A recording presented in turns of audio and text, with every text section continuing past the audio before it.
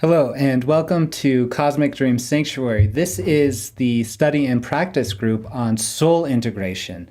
So soul integration is all about bringing together different parts of the self. How this works is at 5 p.m. Mountain Standard Time, I'll provide a lecture and guided meditation about the topic. This is live streamed on YouTube and Zoom, and also recorded on YouTube. So if you're tuning in or want to see some past recordings, you can check out our YouTube channel, Cosmic Dream Sanctuary.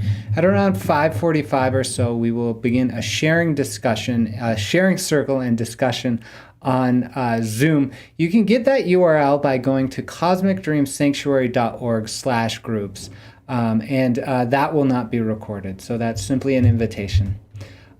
You are God dreaming you. That's the message of Cosmic Dream Sanctuary. We are an ecumenical, interfaith, and open community of meditation, contemplation, and fellowship. We use meditation, reading, contemplation, and fellowship to develop ourselves so that we can embody greater peace, love, and unity consciousness here and now on Earth for the benefit of all beings. We acknowledge the reality of the community of non-physical, celestial, angelic, extraterrestrial, elemental, and spirit beings as the many dream characters in the divine mind, which is your deepest and higher self. So this group is offered in the traditions of mystic Christianity, Mahayana Buddhism, dream studies, CE5, quantum healing, and the Western liberal arts. It is ministered by me, Daniel Rekshan. I hold a bachelor's degree in the Western liberal arts, a master's degree in East-West psychology, a certificate in hypnotherapy and depth hypnosis, a certificate in beyond quantum healing, and I'm ordained as a minister in the Universal Life Church. The terms of the study are as follows. This course is explorative and not definitive. This course is focused on psycho-spiritual and imaginal level. Any hypnosis experience that is offered as training in self-hypnosis. This work is not therapy, treatment, or an intervention for physical or mental health. All experiences that arise in hypnosis or guided meditation are from the imaginal and psycho-spiritual aspects of mind, and therefore must be interpreted like a dream and not as evidence for historical events. If you want to know more about that last point, please check out our study and practice group about missing time and regression hypnosis. This is the Hypnosis and Dreams series. It's a sort of introductory series to the different aspects of hypnosis and dream work that I use in my professional practice through the Cosmic Dream Sanctuary. Right now we are on soul integration. We've covered some regression hypnosis, suggestion hypnosis, which is really foundational to our work, as well as higher self-guidance. Coming up, we've got dream incubation, dream re-entry, dream interpretation, as well as entity communications, entity attachments, remote viewing, and trance-channeling. Those are all foundational competencies that I see as necessary for engaging the various practices of hypnosis in service to some of the more dreamlike or esoteric focuses I have, particularly ET contact.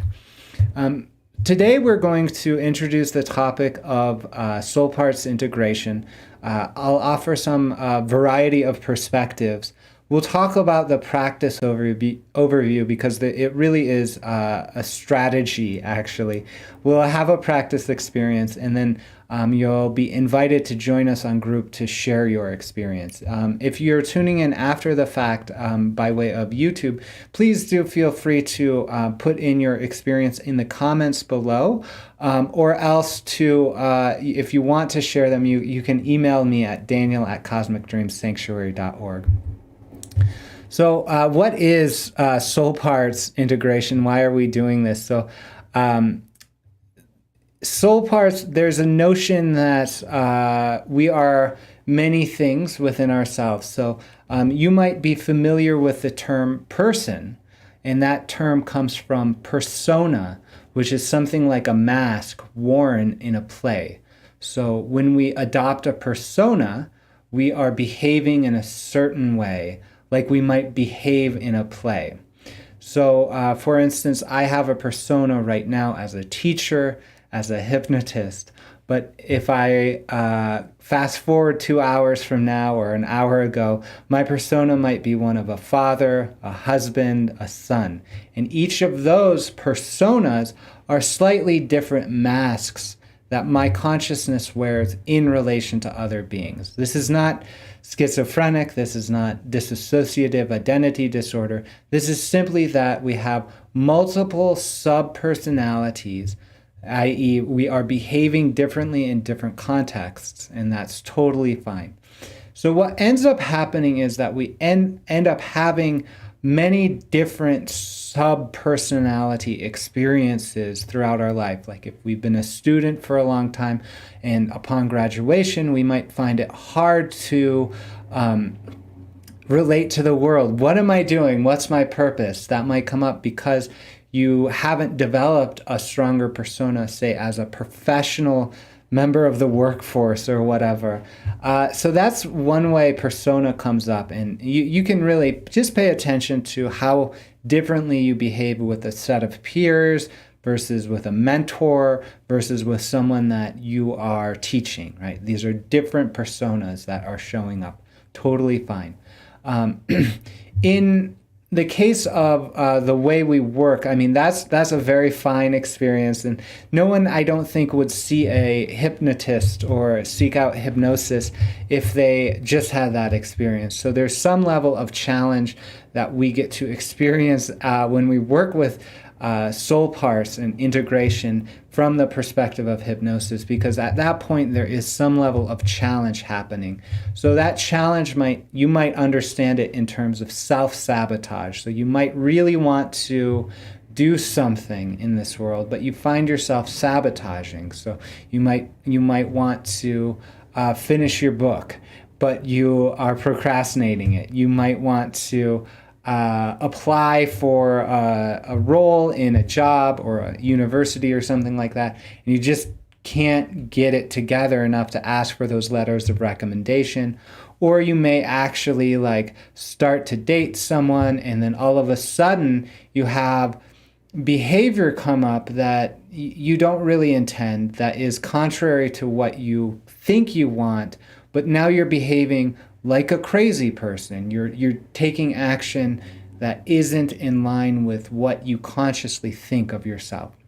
So that's like self-sabotage. In that way, we can see that one part of you wants something and another part of you doesn't. And so that's one of the examples of how we might work with integration or soul parts integration in a hypnotic experience. We start to understand, what does the sabotaging persona want? What do you want? And how can we make those two talk and work together? So that's an example of the work we might do in soul integration. Another really important thing to talk about is traumatic transformations. So these are experiences that happen. You might have been in a car accident. In my work, you may have been abducted by extraterrestrial beings, and you may have tried telling someone about it, and these are traumatic experiences.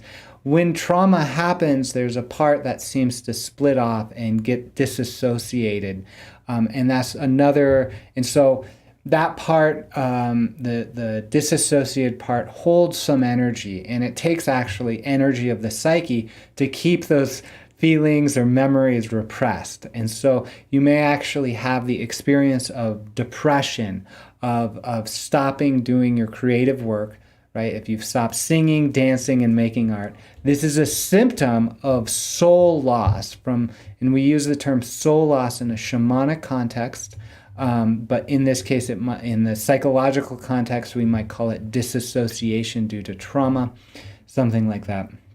So the integration work is to say, hey, I know that part of you experienced trauma, but it's now safe. And so now we'll have a negotiation with these different parts so that your active part, your conscious part here now, and that the disassociated part that was traumatized can really work together and integrate. You may be familiar with the term inner child. So this is really where it's that that notion is coming from. There's an inner child for each of us, but the discussion in pop culture around inner child is talking about a wounded inner child, meaning we've had some issues in our childhood that are not resolved, and therefore your inner child might throw a tantrum or might need a specific attention or something like that to have a resolution it's seeking for. And so it's almost like a persona you have to relate to. So in all of my work, there is some level of soul-part integration. There's some level of parts integration happening.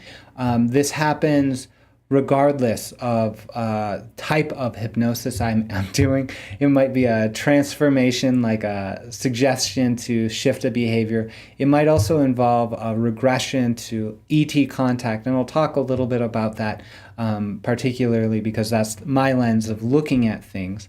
And then there's also the sense of guidance in my work, right? So we do work with the higher self as a guiding force, and that actually you could see as a part of yourself and integrating that in. So this topic has a lot to it, and I'll just go through the slides and then I'll talk a little bit more once you have some context. So starting off with definitions, what is integration? So it comes from Latin, from the integro. I make whole, I renew, I repair, I begin again. From integer, whole and fresh.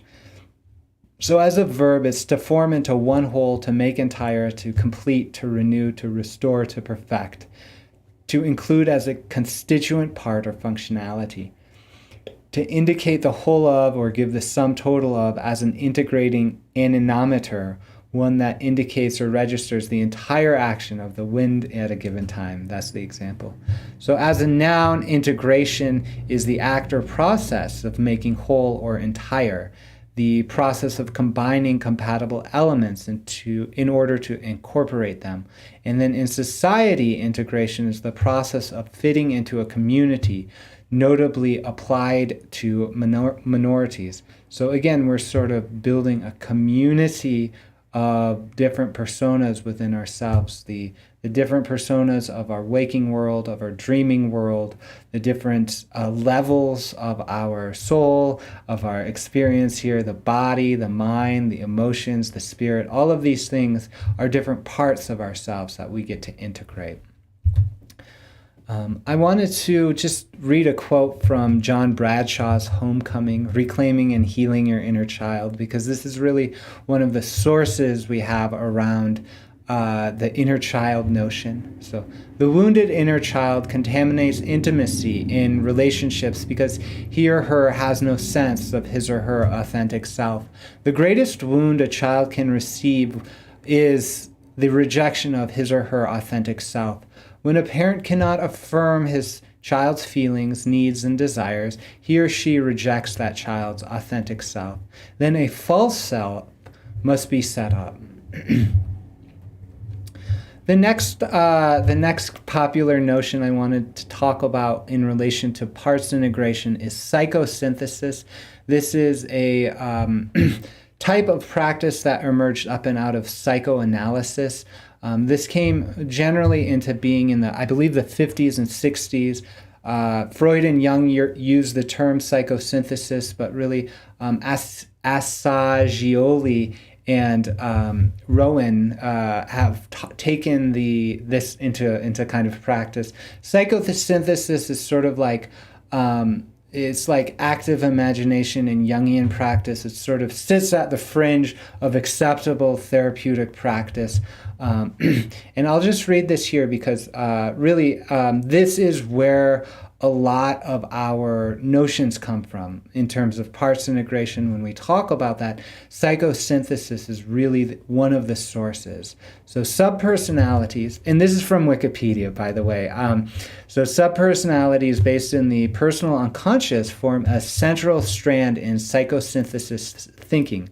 One of the first people to have started really making use of subpersonalities for therapy and personal growth was Roberto Assagioli, psychosynthesis reckoning that subpersonalities exist at various levels of organization, complexity, and refinement throughout the mind. A fivefold process of recognition, acceptance, coordination, integration, and synthesis leads to the discovery of the transpersonal self and the realization that that is the final truth of the person, not the subpersonalities. Some subpersonalities may be seen as psychological contents striving to emulate an archetype, degraded expressions of the archetypes of higher qualities. Others will resist the process of integration and will take the line that it is difficult being alive and it is far easier or safer to stay in an undifferentiated state. So an archetype here is a pattern of behavior. One of the most famous archetypes, I suppose, is that of the divine child. So we even reference that, the inner child and the wounded inner child. But there is this notion of the divine child. And if you're familiar with astrology, that might be associated with Leo.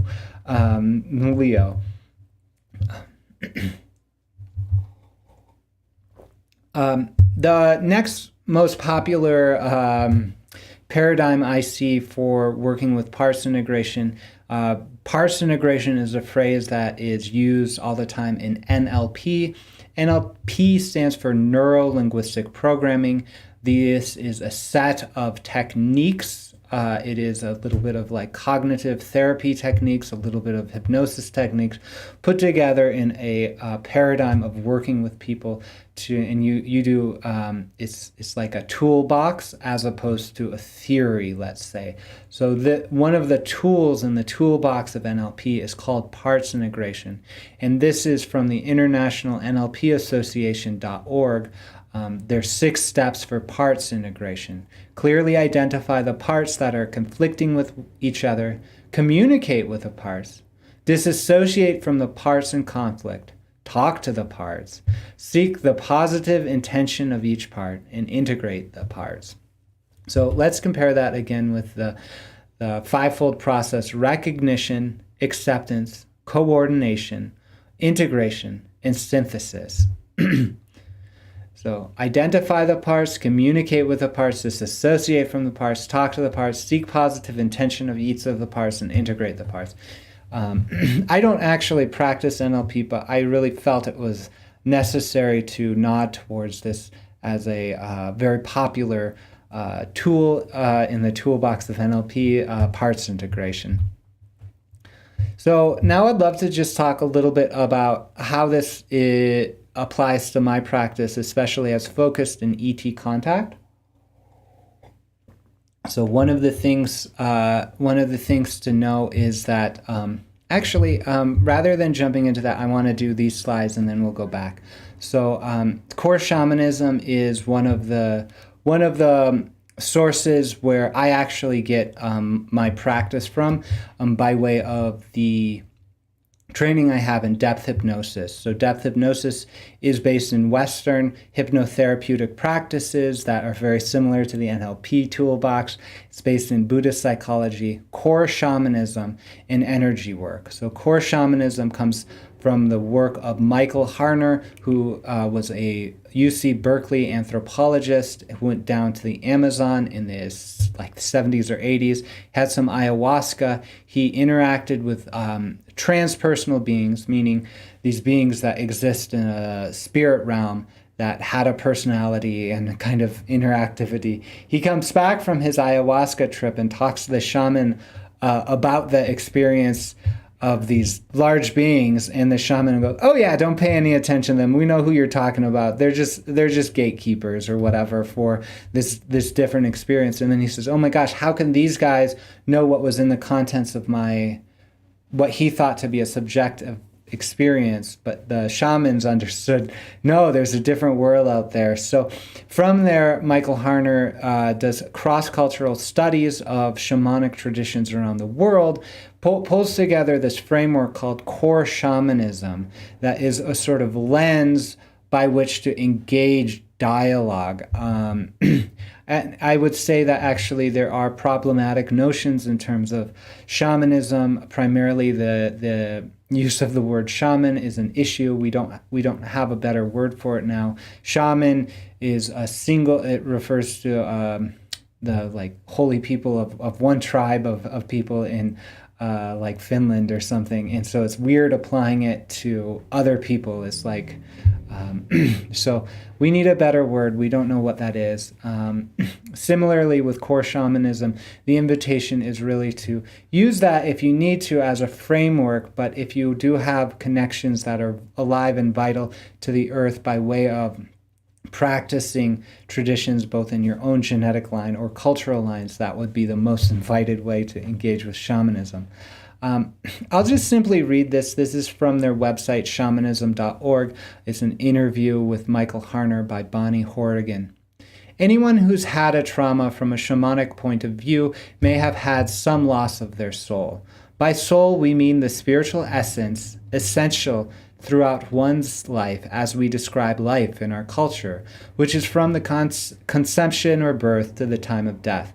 The technique for healing soul loss are soul retrieval techniques, and one of the classic shamanic methods is to go searching for that lost portion of soul and retrieve it. Until about 8 years ago, most people in the Western world felt that soul retrieval was a superstitious practice that had no validity, but things have turned. I must say that a major reason is the work of my colleague, Sandra Ingerman, the author of Soul Retrieval and Coming Home. During her shamanic practice in Santa Fe, New Mexico, years ago, women who have had significant childhood abuse would mention in their course of the sessions that they had removed themselves psychically from the situation at the time of abuse.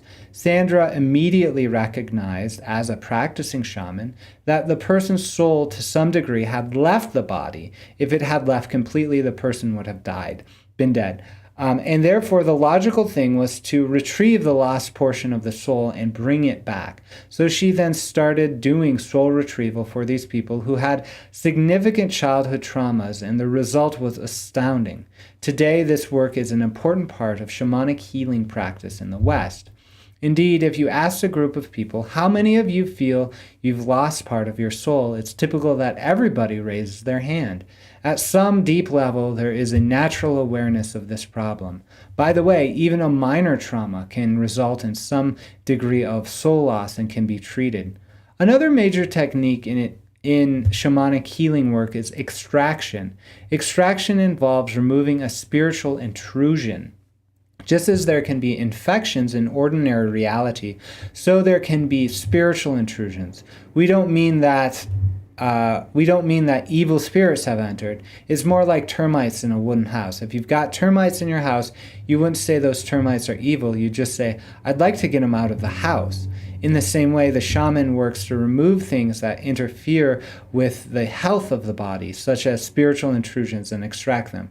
This is not done through journeying. It's done through working here in the middle world in an altered state of consciousness. So that is an expression of a core shamanic perspective from Michael Harner, the man who coined the term core shamanism. So this is important. I want to unspool that a little bit because there's this notion of a soul.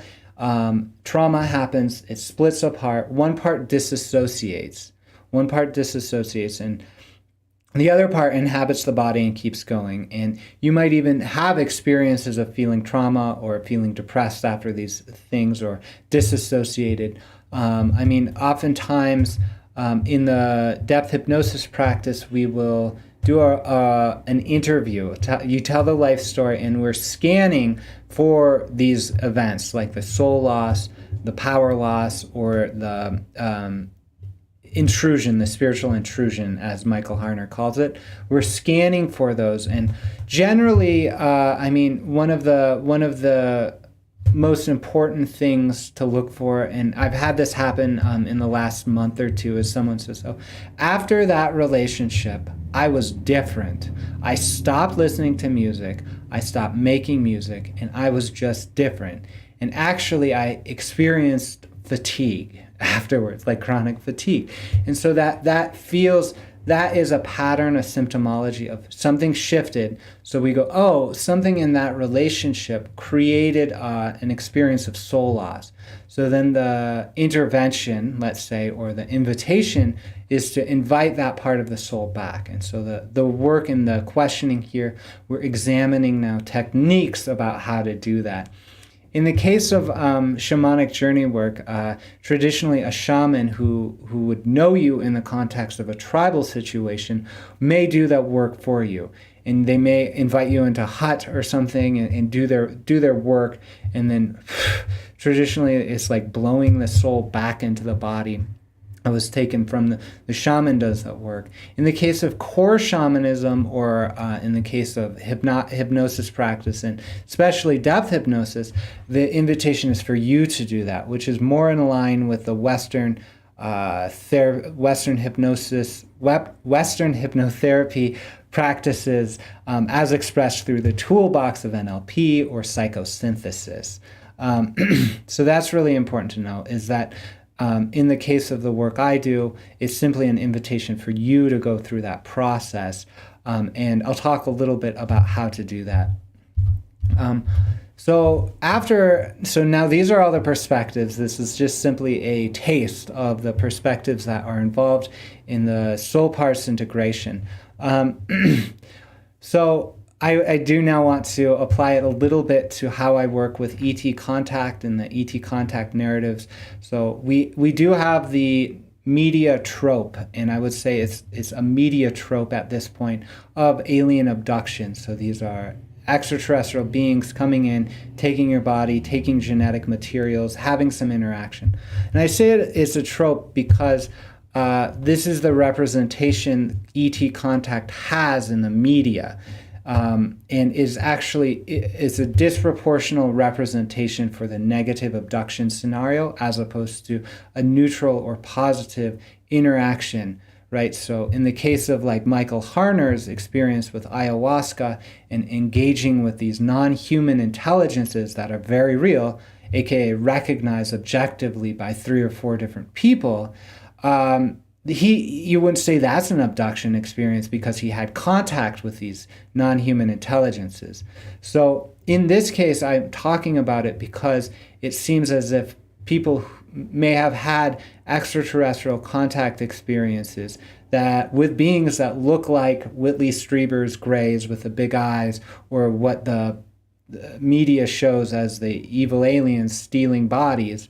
They may have had those experiences and of interaction, associated them with the media narratives, and had a traumatic response because there's a number of things happening at that moment. You're entering into a transcendent realm, meaning it steps outside of space and time. It steps outside of the collective consensus worldview. We don't really acknowledge the possibility for ET contact except through this bizarre, traumatic, and alienating experience of abduction. And I would say let's set that aside. It does happen. We do work with soul parts around that issue and trauma around that issue, but it's really important to start pulling apart our media narratives, our inherited narratives around this.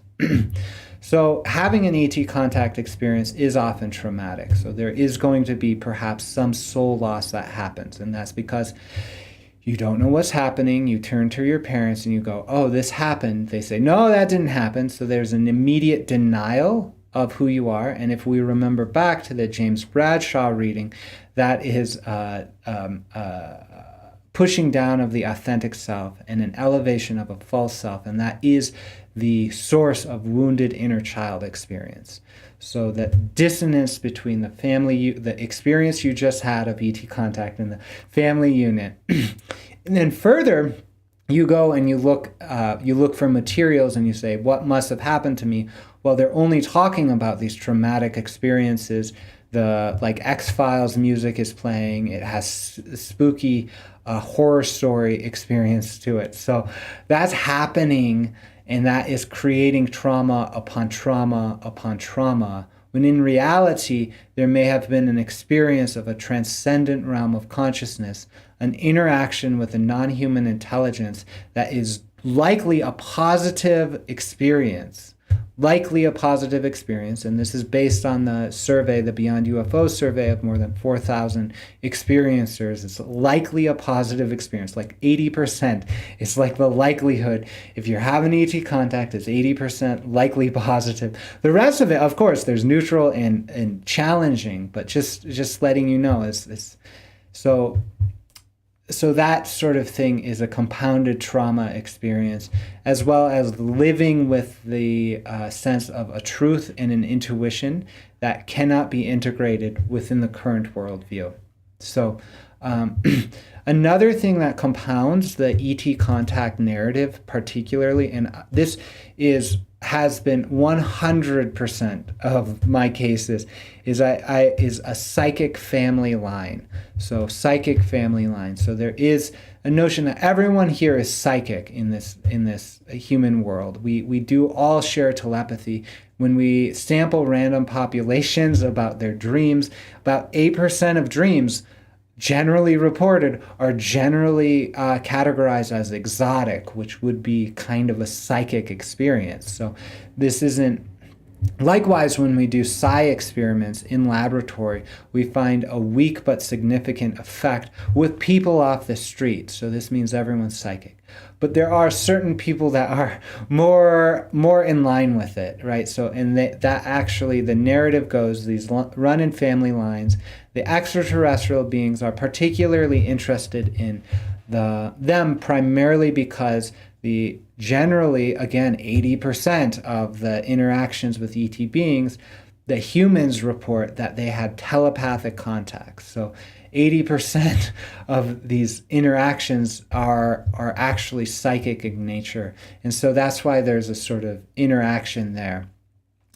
So it gets compounded because this is happening before Roswell, right? I dealt with a man last month who was able to track back his experience all the way back to the 1800s sort of thing, and they had folklores around these beings that would come and produce offspring. So there's this narrative of interaction between extraterrestrial or non-human intelligences and humans that are related to generation of these psychic family lines. It sounds bizarre, but this is actually really happening. These are parts of the questionnaires people ask. And so I say, well, tell me about your parents. Like, how do they understand psychic stuff? And they go, oh my God, they never talk about it. Or, oh my God, there's always this trauma pattern around it. Generally with the people I'm dealing with, because I'm dealing with people who have challenge around this. I'm not dealing with people who have 100% integration of these experiences. And so on top of the immediate trauma of the transcendent experience of ET contact and the dissonance with consensus worldview, the family, you're also inheriting several generations of trauma. This is epigenetic trauma expressed through the ancestors. And this may be actually very, very confusing to you because it's the force of that rejection of psychic things or whatever may have a cause 4 generations back, and it's just compounded. So the thing to know about this, right, in terms of working with ET contact narratives and soul parts integration, is that it deals with an ontological shock. This is a word from the Harvard psychiatrist who studied alien abduction, Dr. John Mack. He says ontological shock. This is a shock to your very beingness, what you understand. And because it's an expansion of worldview, when you integrate the parts of yourself that were traumatized in extraterrestrial contact, you're integrating the parts that remember contact, that are psychic in nature and can perceive telepathic interactions. You're also integrating a legacy of epigenetic trauma around psychic experience. So when you're approaching missing time or things like that, these are the things you're actually approaching. The actual experience in itself generally is, from my experience, either neutral in terms of talking to people, positive or slightly uncomfortable in terms of ET contact, or extremely uncomfortable, but it's a variety of things. The longer lasting effects are the secondary effects, it seems to me. So when we work with people in terms of ET contact in the context of hypnosis, the work here represents an ordeal or rite of passage. So that's really important to know. It's an ordeal or rite of passage because those parts are coming back, right? The parts that are psychical in nature, who are an expression of a psychic family line, and who remember experiences in the transcendent realms. Those are coming back. So the persona that you've adopted since the moments of the ET contact through interactions with humans is literally going to dissolve in some way. And that is literally the archetype of a rite of passage. It's ritual death. It's ritual death. It is like the Easter experience of Christ. It is like the dismemberment of the Dionysian rites. It's something like that. It is literally an ordeal. So that's really important to know. And finally, because it expands the worldview. So that's all about ET contact narratives in practice. Those are some of the things I think about when I talk to people. The next thing I want to talk about is secret space program narratives. So secret space program narratives. This is an experience that is deep within perhaps conspiracy theories, but it is actually so prevalent that we need to talk about. I'm not going to say one way or the other what I think is happening. I will say that an ethical principle of dream work, and this is really dream work, so hypnosis is dream work. An ethical principle of dream work is that the dreamer themselves are the decision maker about the significance of their memories. So in that way, we are receiving testimony of people, and when they say it is significant and they are reasonable people, we have to ethically accept that. Not necessarily say, oh, okay, right, this is how the world works, but we have to respect their testimony as testimony. So one of the reasons why we talk about secret space program narratives in this context, and I'll just talk a little bit about what secret space program is. Basically, it's this notion that in the 1940s or so, the U.S. governments, the Nazi government, right? They all started in generally the 20s to 40s. They all started to get extraterrestrial technologies and all started to build these secret space programs where you see these things called the Nazi Bell craft, right? Some of the triangle craft that are being reported are actually being reported as secret space program experiences, not as extraterrestrial beings. These are where we get the notions of the military re-abduction. So that's if there's a extraterrestrial contact experience, and then there's another one that follows up from people who are generally in the military or have a military-like experience. There's this notion that the solar system is filled with a lot of activity that we're just not seeing. This might be in parallel realities or different dimensions or something like that, because a lot of the secret space program narratives involve time travel and portal technology. So time travel and portal technology. The reason why I'm bringing this up is because it's so prevalent that in interacting with people, I interact with people who have this experience. I myself I'm not an experiencer of these things, but you have to be open to things. So I'm going to share a little bit about this because it's extremely relevant to parts integration. The notion here, most of the time with the secret space program, whistleblowers, they say they have been somehow kidnapped or drafted into the secret space program experience.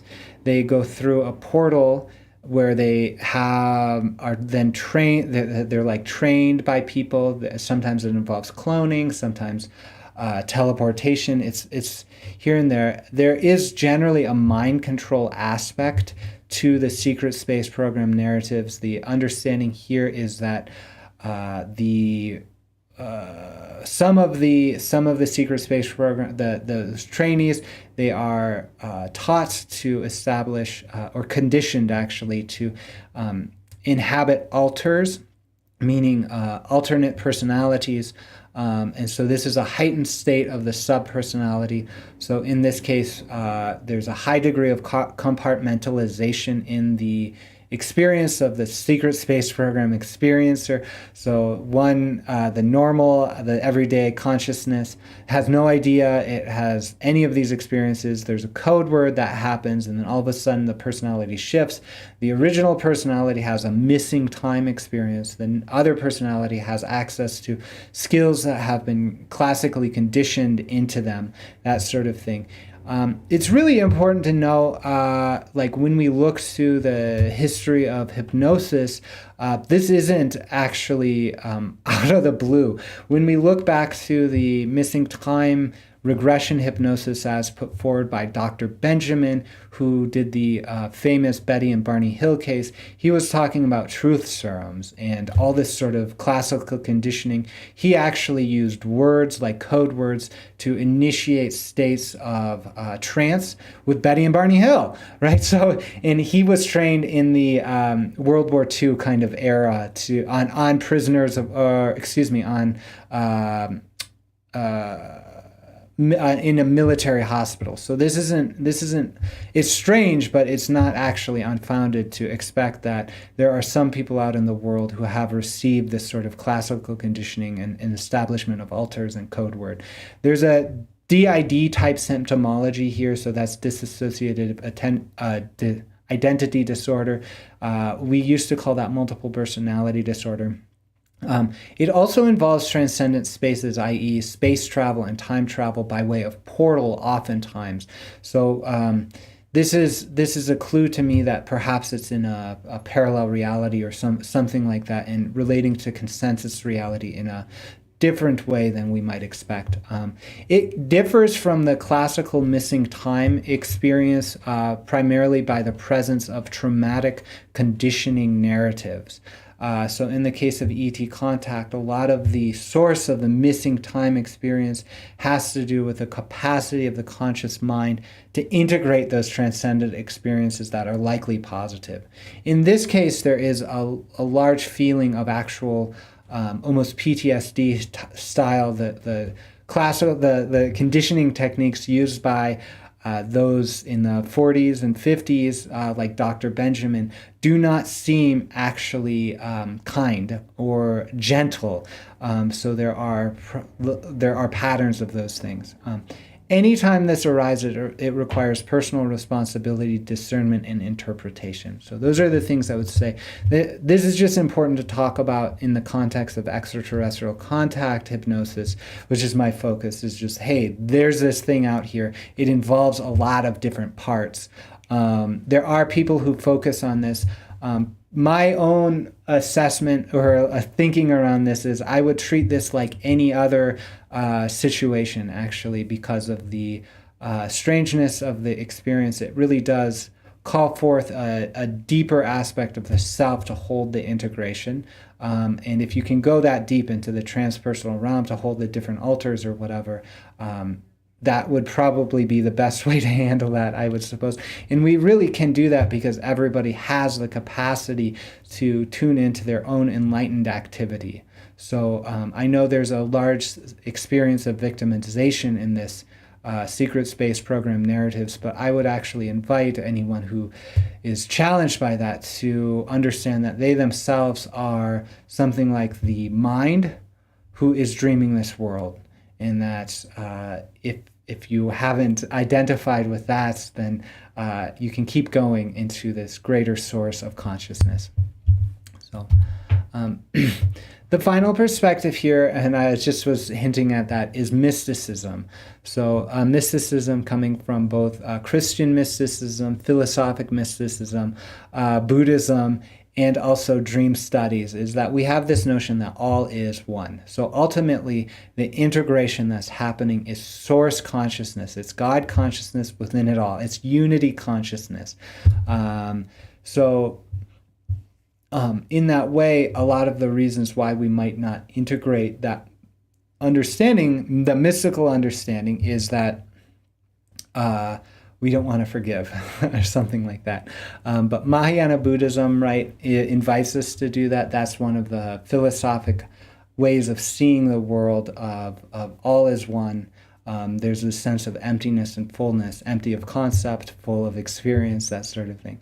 So with this, I would sort of invite the soul parts integration to not just stop at the personal self or even the transpersonal self, but to actually continue that process until it encompasses unity consciousness, which you may call God, you might call unity consciousness, you might call source.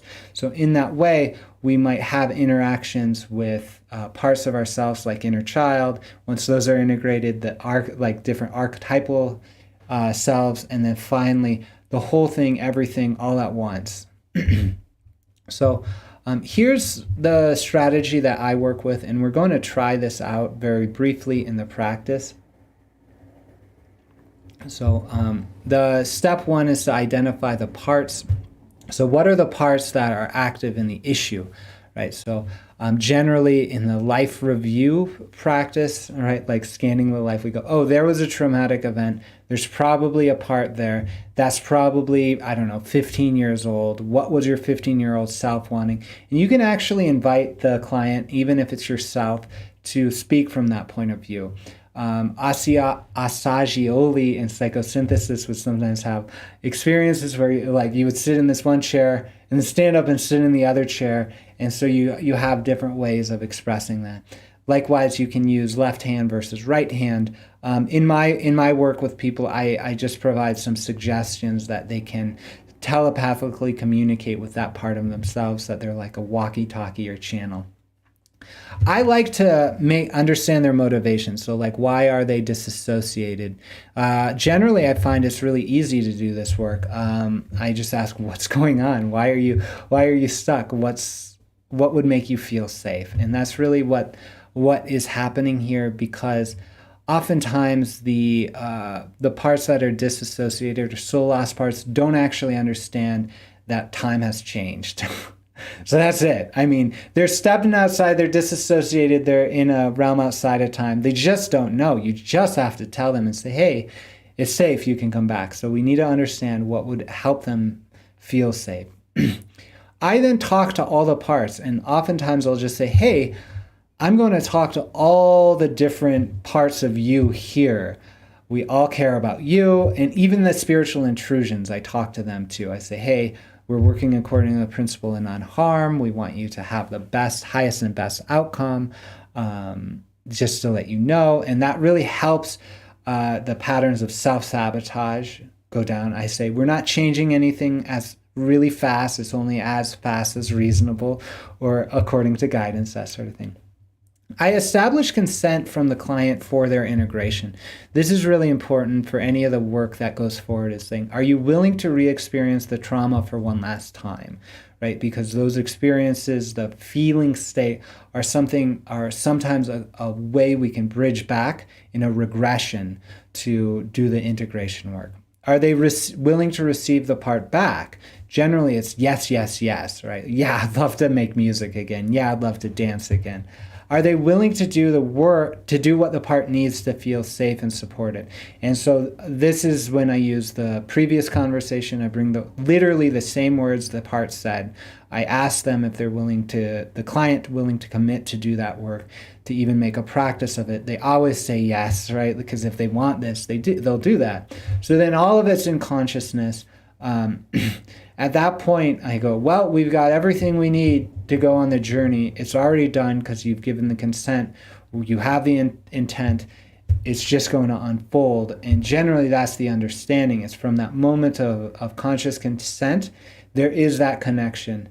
I understand that actually to be an almost magical moment. And then the rest of it, the actual journey, is the doing of it, but it's also just a journey. The journey itself might be something like a regression experience to the traumatic event. You get to relive it a little bit. You get to have insight. You get to have a not disassociative experience, but like you can watch it like on a movie. There's a whole bunch of stuff you can do in a regression. Generally, it is to connect with that part of yourself that was stuck in that traumatic event. And a lot of times all that's needed is consciousness or awareness, and then it comes back. It always works. So I utilize guidance. So the higher self guidance, we always establish connection there first and report and ask if this is appropriate to do and how to do the work. Generally, the people will say, this is how you do it. Sometimes it's magical, like energy work. Sometimes it's words. Sometimes it's actions. Sometimes we do engage in an imaginal dialogue, for example, channeling. So this might be channeling the inner child. This might be channeling those parts that are stuck. And finally, it is performing any necessary action or an ordeal. Like I said, this is an ordeal. This is a ritual. Generally, the experience of the regression and saying yes and having it come back is the ordeal itself. But sometimes it is something else needs to happen, and generally guidance tells you, and then you do that. Then finally, I invite a commitment to the ritual of integration, and that is for a kind of an ongoing practice or to do the thing, right? So if you stop listening to music in the 80s, you might want to listen to music from the 80s. If you stopped making art, you might want to start making art. If anything like that you can do. So this is the basic self-hypnosis script I offer. Like I said, we set intention for healing, insight, and transformation according to the principle of non-harm and the cosmic law of one, meaning it's respectful of free will of all involved. It's for benefit of self and others. So generally self and others. Understanding that we can be of benefit to others only when we have healed ourselves to such a degree that we can be of service, right? And it's for the embodiment of peace, love, and unity consciousness here and now on earth. In the case of soul parts integration, it might be healing that experience or learning how to dance again or something like that. You can add those intentions in. And then there's an establishment of trance. We do relaxation through the body. We invoke the higher self. We ground, clear, energize, protect, connect, and harmonize. Each of those phases is explored in other self-hypnosis videos, so you can check those out. And then we have a journey. So in the case of parts integration, it depends on how you want to do that. Sometimes, like, we might understand it to be a past life, and then you do a past life script. It's generally we use an imaginal portal. We express the intention. We observe the response in the state, and so that's interactivity or that's self-reflection. And then there's an integration of the experience. In this case, I say body bridge because generally there is a somatic experience that comes up associated with the trauma that wants to be resolved, and you can say, show me the first time this is experienced, and then you explore that, and then you go, oh, okay, here's an inner child, here's a past life, here's a persona that's explaining to us the nature of the soul integration about to take place. Then we close the session offering any final experience, gratitude, inviting perfect integration, so that doesn't have to happen today, but as soon as possible, that's reasonable according to guidance. Make any commitments to action and shift the attention back to the body and waking consciousness. So that's the basic script. So right now, I'm going to just invite you to go on a journey with me about integration, right? Integration. And I think the way we're going to do this is just through relaxation, pretty quick relaxation, and then we'll have an imaginal experience of sitting in council like a round table.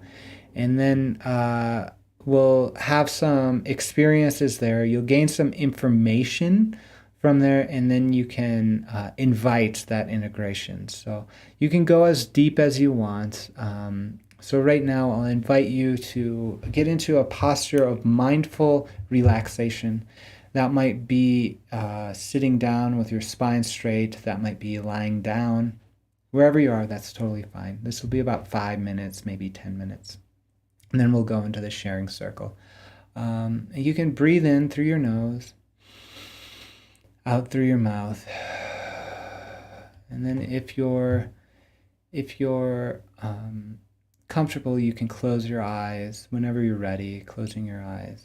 And let's just bring mindful relaxation to the body. And you can do that just by shifting your attention from part to part of the body. So we can start with the head, paying attention to how you feel in the head, and inviting relaxation to follow your attention.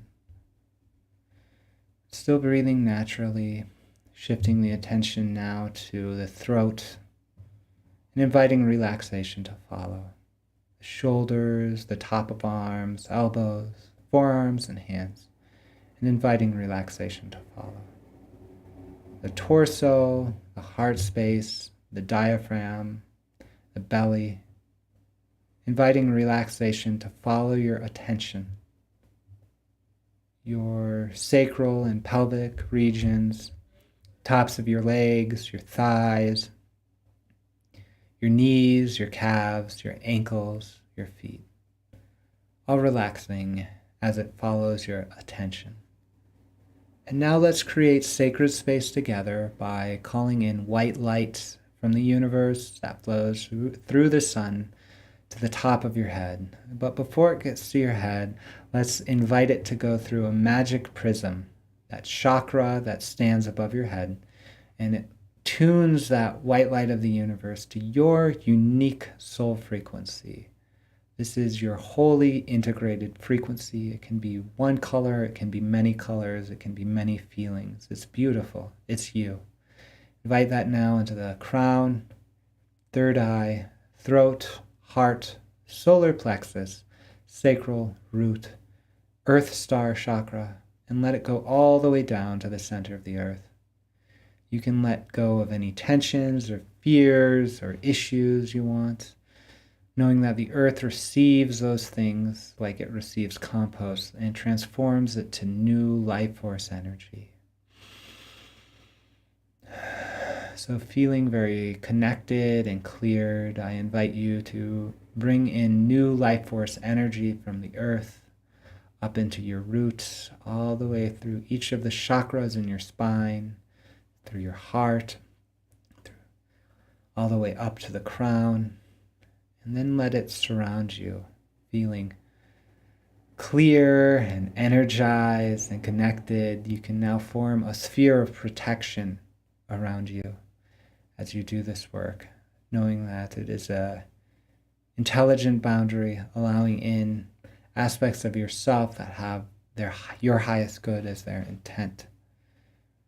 And now centering into this space, you can do that by acknowledging the directions, east, south, north, west, sky, earth, and heart. You're in the center of this beautiful sphere, this beautiful circle, centered within yourself. And you may even feel that centering in the coherence of your mind and body as you pay attention to your breath.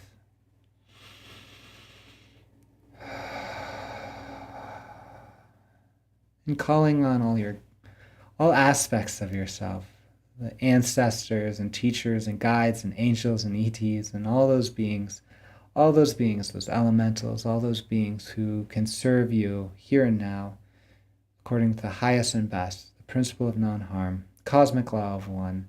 Invite them here to support your journey. I want you to imagine in front of you there is a magic portal. This is a portal of light. It is intelligent. It might be composed of the light that you brought into your body. It might be composed of the light that surrounds you. And just sense or feel or imagine, and you can just completely make this up, that's totally fine, that it is a portal, and it is going to take you to a magic council room. This is like the round table of King Arthur. This is like the council of the wise, right? This is a place where you can meet all the different aspects of yourself. And I'm going to count to 3, and when I reach the number 3, you'll be in that council room. One, knowing that you are completely safe here, safe to have whatever experience is meaningful to you, safe to make it up if that is what you want to do, safe to experience it in ways that are unexpected. Two, going through this tunnel, going through any barriers that you need to, beyond any barriers, going further than you ever thought you could, because you can, because this is all you. And three, coming into this council room, many beings. I want you to take a few moments to explore what this council room is like. Is it inside or outside? Is it light or dark? Is there a table, a furniture? Is it empty? How many beings are there with you? 1, 2, 3, a dozen, 2 dozen, or even more? What do they look like? What do they feel like? Just explore this as you allow your breath to flow naturally, knowing that you can just make this up. This is the counsel of yourself. These are all parts of you who are wise and well, can provide you guidance. I'm going to ask a few of them to come forward to help give you a message. So we'll go one by one. So calling one forth to provide a message or a gift or a frequency or a communication that would be meaningful to you here and now. Just observe who comes forward. And you can make this up if you need to. That's totally fine. Who's coming forward? What do they look like? Are they taller than you, same size or shorter? Wearing clothes? Are they a being? Are they fantastic? Are they light? Who are they? What are they? And how do you feel in their presence? And now just open up to any message they have of guidance, exploring that. You might feel like you're making it up, and that's okay. And now saying thank you. Allow that one to come back to its place in the council.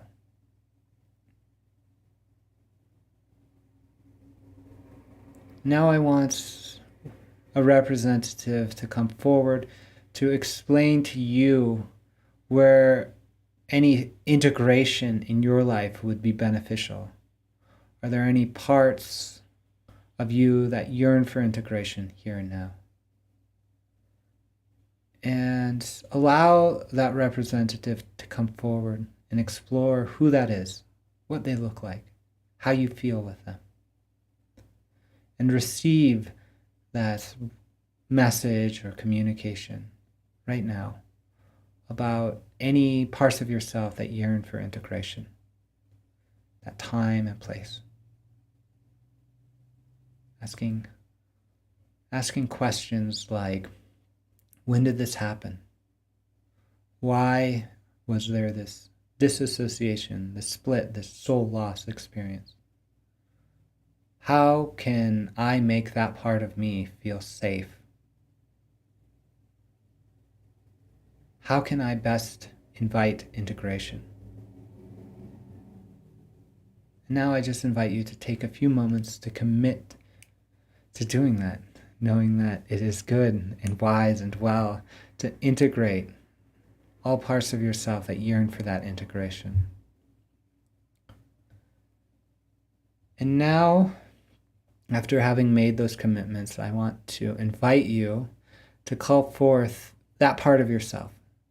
And you might call that part of yourself forward, perhaps as a representative of that part, or just that part of yourself. And you might experience this as a memory or as a vision of yourself as a child or as another sort of being. However that is, you can invite this being forward and see how you feel in its presence. Let it know that you love that part of yourself. Because ultimately we are abundant source love. So even if it's hard for you to feel that, You can say that in truth, knowing that that is absolutely the nature of source consciousness, of love. You love yourself. You love this part of yourself. You've made commitments to make this part feel safe and to do the work necessary for integration. I want you to tell that part you're willing to work at integration. You're willing to do what it takes to make it feel safe. How do you feel? How does it feel? Now I want you to invite that integration, and you can invite that just by opening your arms and welcoming this part back, and it may even just naturally enter into your body. Or you might express it in words to this part, saying, I invite you back. And just call on your guides and this council to help facilitate that process. And if it doesn't happen now, just know it can happen in dream or over the next few days, and that you can really encourage that process by doing what your heart yearns for. If it's dance, if it's art, if it's creativity, knowing that that actually invites all those parts of yourself back. So let this process conclude, knowing that you can come back and do this work and explore, that you've made contact with this counsel of yourself.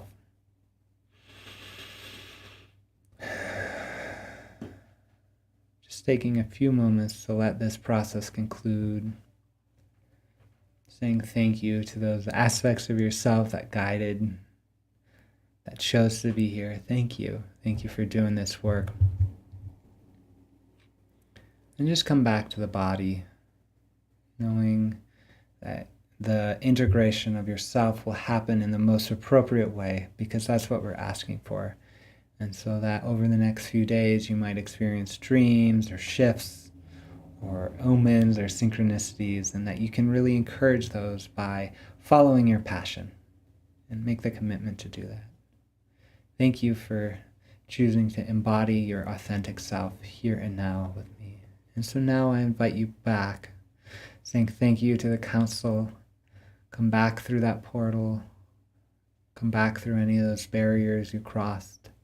Come back, come back, come back. Arriving back in that sphere of white light, of that self-light, acknowledging how you feel, and then just taking all the time you need to open your eyes. You might want to wiggle a finger or toe. Thank you.